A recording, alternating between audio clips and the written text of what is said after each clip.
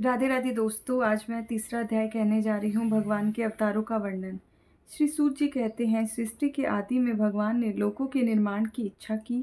इच्छा होते ही उन्होंने महतत्व आदि से निष्पन्न पुरुष रूप ग्रहण किया। उसमें 10 इंद्रियां, 1 मन और 5 भूत, ये 16 कलाएं थी। उन्होंने कारण जल में शयन करते हुए जब योग निद्रा का विस्तार किया, तब उनके नाभि सरोवर में से एक कमल प्रकट हुआ और उस कमल से प्रजापतियों के अधिपति ब्रह्मा जी उत्पन्न हुए। भगवान के उस विराट रूप के अंग प्रत्यंग में ही समस्त लोगों की कल्पना की गई है। वह भगवान का विशुद्ध सत्व में श्रेष्ठ रूप है। योगी लोग दिव्य दृष्टि से भगवान के उस रूप का दर्शन करते हैं। भगवान का वह रूप हजारों पैर, जांघें, भुजाएं और मुखों के कारण अत्यंत विलक्षण है। उसमें सहस्त्रों सिर, हजारों कान, हजारों आंखें और हजारों नासिकाएं हैं। हजारों मुकुट, वस्त्र और कुंडल आदि आभूषणों से वह उल्लसित रहता है।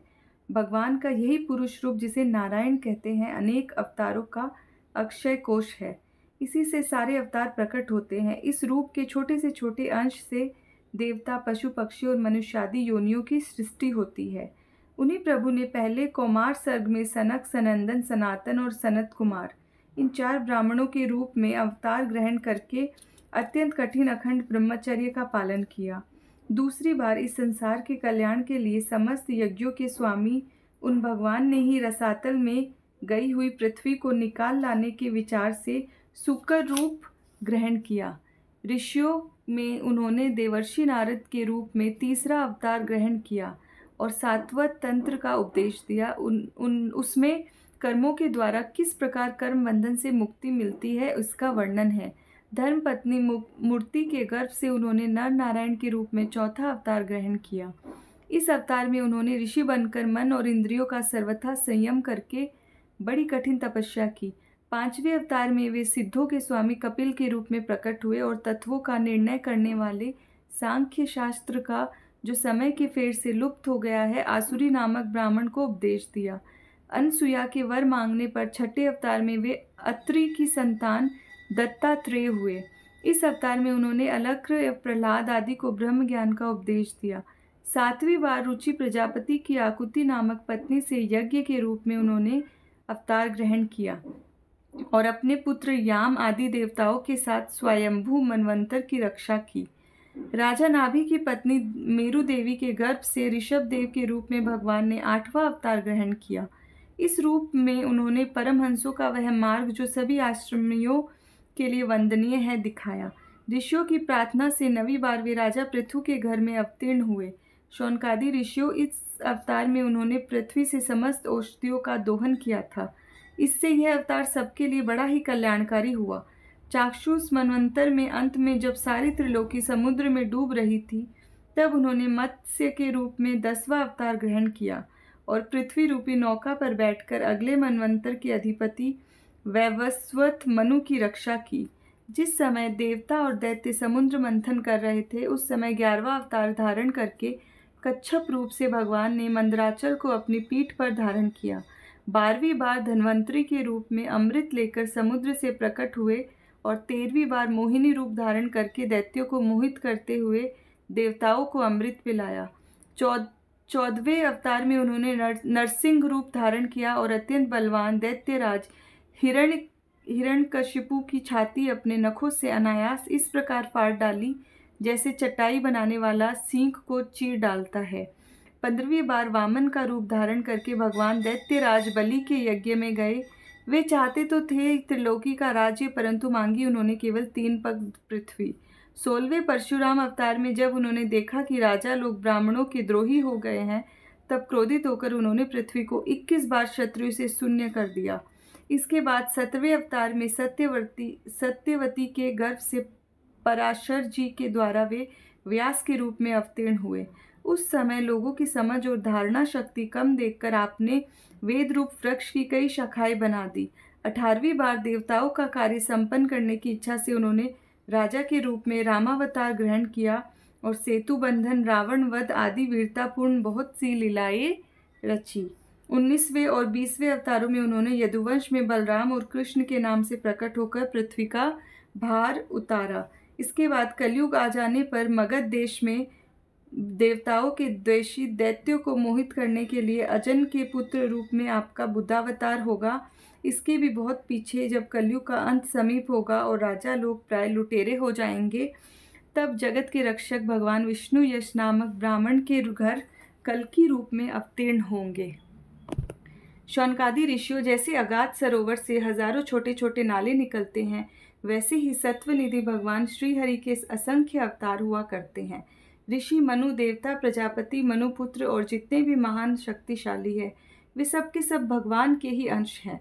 सब अवतार तो भगवान के अंशावतार अथवा कलावतार है, परंतु भगवान श्री कृष्ण तो स्वयं भगवान ही है।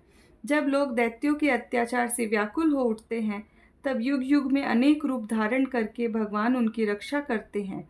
भगवान के दिव्य जन्मों की यह कथा अत्यंत गोपनीय है। जो मनुष्य एकाग्र चित्त से नियम पूर्वक सायंकाल और प्रातःकाल प्रेम से इसका पाठ करता है, वह सब दुखों से छूट जाता है। प्राकृत स्वरूप रहित चिन्मय भगवान का जो यह स्थूल जगदाकार रूप है, यह उनकी माया के महत्वादि गुणों से भगवान में ही कल्पित है। जैसे बादल वायु के आश्रय रहते हैं और धूसर पना धूल में होता है, परंतु अल्पबुद्धि मनुष्य बादलों का आकाश में और धूसर पने का वायु में आरोप करते हैं, वैसे ही अविवेकी पुरुष सबके साक्षी आत्मा में स्थूल दृश्य रूप जगत का आरोप करते हैं। वैसे ही अविवेकी पुरुष सबके साक्षी आत्मा में स्थूल दृश्य रूप जगत का आरोप करते हैं। इस स्थूल रूप से परे भगवान का एक सूक्ष्म अव्यक्त रूप है, जो न तो स्थूल की तरह आकारादि गुणों वाला है और न देखने सुनने में ही आ सकता है। वही सूक्ष्म शरीर है। आत्मा का आरोप या प्रवेश होने से यही जीव कहलाता है और इसी का बार बार जन्म होता है। उपयुक्त सूक्ष्म और स्थूल शरीर अविद्या से ही आत्मा से आरोपित है।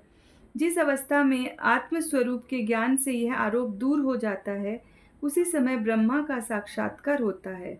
तत्वज्ञानी लोग जानते हैं कि जिस समय यह बुद्धि रूपा परमेश्वर की माया निवृत्त हो जाती है, उस समय जीव परमानंदमय हो जाता है और अपनी स्वरूप महिमा में प्रतिष्ठित होता है।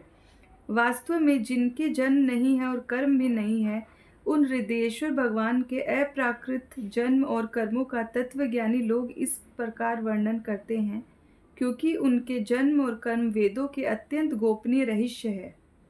भगवान की लीला अमोघ है। वे लीला से ही इस संसार का सृजन, पालन और संहार करते हैं, किंतु इसमें आसक्त नहीं होते। प्राणियों के अंतःकरण में छिपे रहकर ज्ञानेंद्रिय और मन के नियंता के रूप में अनेक उनके विषयों को ग्रहण भी करते हैं, परंतु उनसे अलग रहते हैं। वे परम स्वतंत्र है। ये विषय कभी उन्हें लिप्त नहीं करते। जैसे अनजान मनुष्य जादूगर तथा नट के संकल्प और वचनों से की हुई करामात को नहीं समझ पाता, वैसे ही अपने संकल्प और वेदवाणी के द्वारा भगवान के प्रकट किए हुए इस नाना नाम और रूपों को तथा उनकी लीलाओं को कुबुद्धि जीव बहुत सी तर्क युक्तियों के द्वारा नहीं पहचान सकता। चक्रपाणी भगवान की शक्ति और पराक्रम अनंत है। उनकी कोई था नहीं पा सकता। वे सारे जगत के निर्माता होने पर भी उससे परे है। उनके स्वरूप को अथवा उनकी लीला के रहस्य को वही जान सकता है जो नित्य निरंतर निष्कपट भाव से उनके चरण कमलों की दिव्य गंध का सेवन करता है, सेवा भाव से उनके चरणों का चिंतन करता रहता है। शौनकादि ऋषियों, आप लोग बड़े ही सौभाग्यशाली तथा धन्य हैं, जो इस जीवन में और विघ्न बाधाओं से भरे इस संसार में समस्त लोकों के स्वामी भगवान श्री कृष्ण से वह सर्वात्मक आत्मभाव, वह अनिर्वचनीय अनन्य प्रेम करते हैं, जिससे फिर इस जन्म मरण रूप संसार के भयंकर चक्र में नहीं पड़ना होता। भगवान वेदव्यास ने यह वेदों के समान भगवत चरित्र से परिपूर्ण भागवत नाम का पुराण बनाया है। उन्होंने इस श्लाघनीय, कल्याणकारी और महान पुराण को लोगों के परम कल्याण के लिए अपने आत्मज्ञानी शिरोमणि पुत्र को ग्रहण कराया। इससे सारे वेद और इतिहासों का सार संग्रह किया गया है। सुखदेव जी ने राजा परीक्षित को यह सुनाया। उस समय वे परमर्शियों से घिरे हुए आमरण अनशन का व्रत लेकर गंगा तट पर बैठे हुए थे। भगवान श्री कृष्ण जब धर्म ज्ञान आदि के साथ अपने परम धाम को पधार गए, तब इस कलयुग में जो लोग अज्ञान रूपी अंधकार से अंधे हो रहे हैं, उनके लिए यह पुराण रूपी सूर्य इस समय प्रकट हुआ है। शौनकादि ऋषियों, जब महातेजस्वी श्री सुखदेव जी ने महाराज महाराज वहाँ इस पुराण की कथा कह रहे थे, तब मैं भी वहाँ बैठा था। वहीं मैंने उनकी कृपापूर्ण अनुमति से इसका अध्ययन किया। मेरा जैसा अध्ययन है और मेरी बुद्धि ने जिस प्रकार उसको ग्रहण किया है, उसी के अनुसार इसे मैं आप लोगों को सुनाऊंगा। राधे राधे दोस्तों।